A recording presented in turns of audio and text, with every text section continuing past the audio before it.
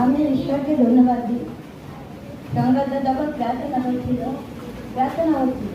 তখন আমার 3বার গা ঝাঁকি মেরে কি যেন আগুন বেরিয়ে গিয়েছে, আর চোখের উপরে কি জ্যোতি, একটা জ্যোতি এটি মানে চোখে পড়লো। কিন্তু আমি এরকম জ্যোতি আমি যখন প্রথম ঢুকেছিলাম আমি তখন দেখেছিলাম, তখন 2-3বারই আমার জ্যোতি পড়েছিল, আর কোনোদিন দেখিনি, কিন্তু আজকে দেখেছি। আমার 3বার মানে এমনভাবে ঝাঁকি দিয়েছে, 3বারই আমার যেন কি বেরিয়ে গেছে, আগুন বেরিয়ে গেছে তার সেই থেকে গাটা পাতলা নিয়ে গেছে। তাই ঈশ্বরকে ধন্যবাদ দিই। আর ধন্যবাদ দিই, আমার তো অনেক শরীরে ব্যাধি রোগ ব্যাধি ছিল, তা আমি রিপোর্ট করেছি আবার 3 মাস পরে।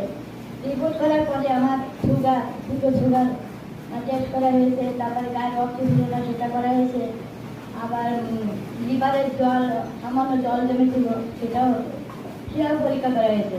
কিন্তু রিপোর্টে আমার সবই ভালো আছে, শুধু লিভারটা সামান্য একটু অসুবিধা আছে। তাই ঈশ্বর না থাকলে আমার এটা সম্ভব হতো না। আমি ঈশ্বরকে বিশ্বাস করি, আর ঈশ্বরকে সর্বদাই আমি ঈশ্বরকে জানাই, ঈশ্বর আমার তো এত বড় রোগ ব্যাধি বলি আমি কী করে পারবো, কারণ আমার তো টাকা পয়সা নেই, ঈশ্বর তুমি আসো, তুমি আমার রক্ষা করো, তার জন্য ঈশ্বরকে ধন্যবাদ।